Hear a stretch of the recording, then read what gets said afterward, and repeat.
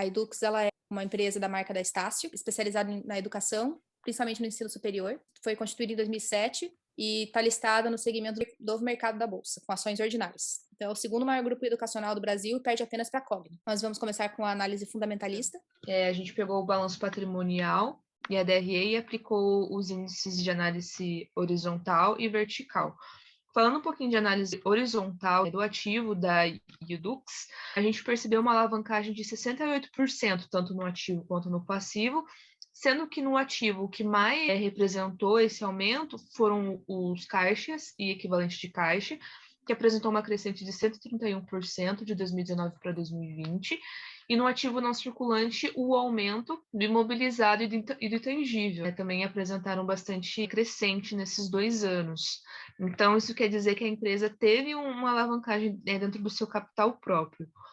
Falando um pouquinho de passivo, a gente percebeu que as contas de empréstimo e financiamento, tanto no curto quanto no longo prazo, também apresentaram uma crescente, né? Então, a empresa necessitou de recursos de terceiros de maneira bem forte, principalmente na passagem de 2019 para 2020. Analisando o resultado, o que a gente pôde perceber foi que houve um aumento de mais de 100% com relação às receitas financeiras, o que pode ter impactado também no aumento dessas obrigações fiscais. Falando da demonstração do resultado, de 2019 para 2020, o lucro líquido da empresa teve uma decrescente em 75%, e o que mais teve impacto foram as despesas com vendas e as despesas gerais e administrativas, que tiveram um aumento aí de 50%, além das receitas financeiras que eu já comentei, que tiveram um aumento de mais 100%. Falando de análise vertical, as contas que mais apresentaram representatividade dentro do ativo em 2019 e 2020 foram o imobilizado e o intangível, no não circulante. E nas contas de passivo, os empréstimos e financiamentos no não circulante foram os que mais apresentaram representatividade. Com relação ao patrimônio líquido, o capital social não teve variação de um ano para o outro, pequeno aumento nas reservas de capital e de lucro. Agora a gente vai falar um pouquinho dos indicadores econômicos e financeiros. E então a gente vai falar agora um pouquinho sobre esses índices, já fazendo um comparativo com outra empresa do setor, que é a Ser Educacional, para mostrar como que anda a saúde financeira da Edux.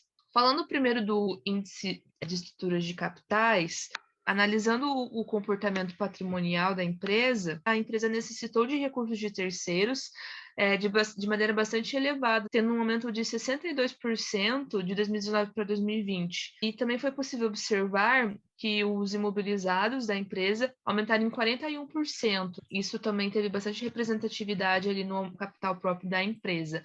Agora, se a gente dá uma olhadinha ali na Ser Educacional, apresentou algumas variações, sobretudo na participação do capital de terceiros, que ela necessitou menos, né, desses recursos, enquanto que a Edux necessitou mais.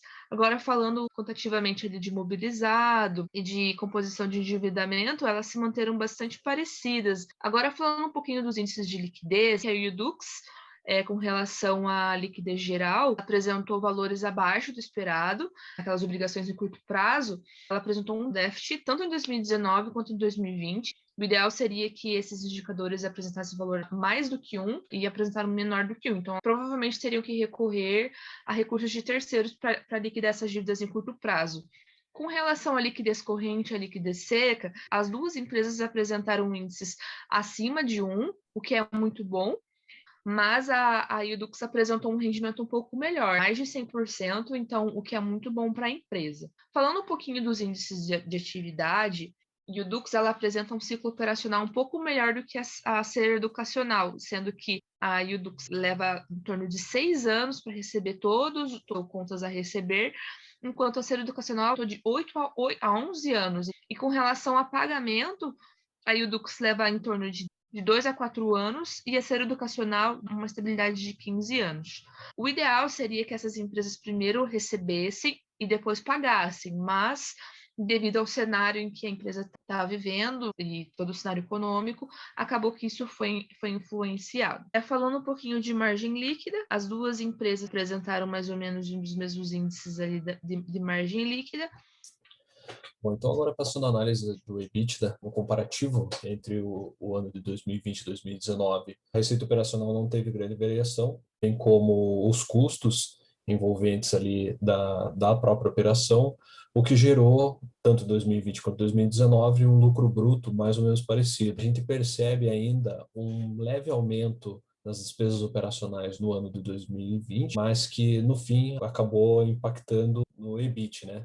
A depreciação e amortização, a gente vê um certo aumento no decorrente aí no ano de 2020, o que faz com que os ganhos do EBITDA sejam impactados. Vou passar aqui para a análise agora da demonstração do fluxo de caixa e das atividades operacionais.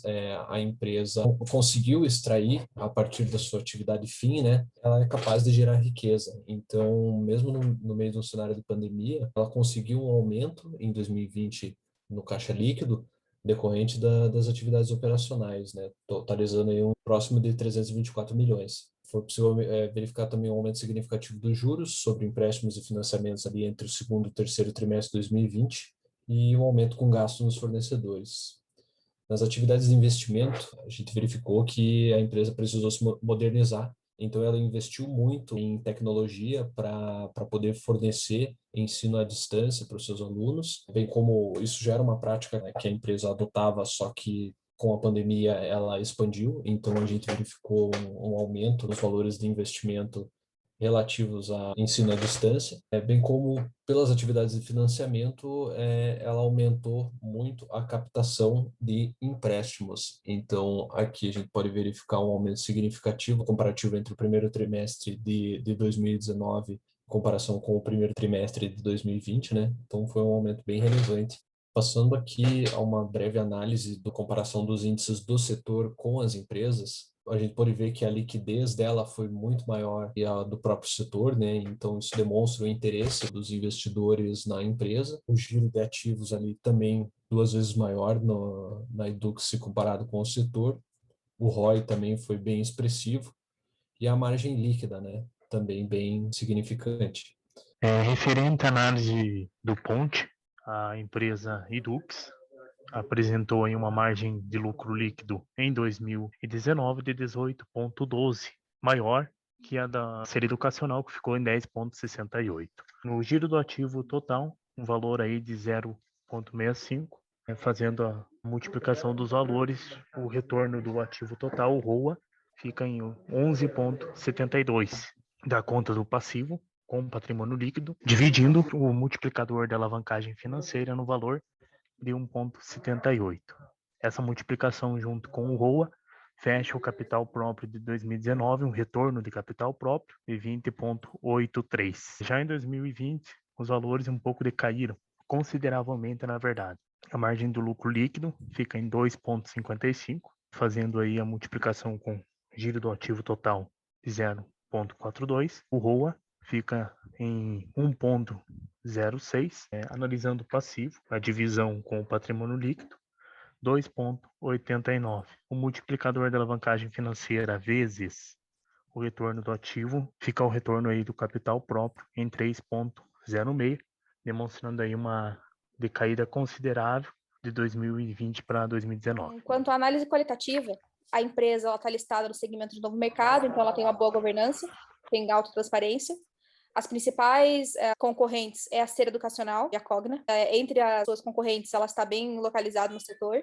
Ela tem algumas problemáticas. Em 2017, ela demitiu 1.700 professores, um dos principais acionistas vendeu todas as ações, então ela tem um pouquinho de problemática, mas que não parece interferir tanto assim no valor de mercado dela. Não tem como adivinhar o futuro. Em 2020 teve uma grande queda, então pode ser que vale a pena comprar essas ações nessa queda, já que a queda ela é universal e ela é bem pontual por causa da pandemia, e esperar uma grande alta no futuro. Parece ser esse o que todo mundo espera, esse é o futuro.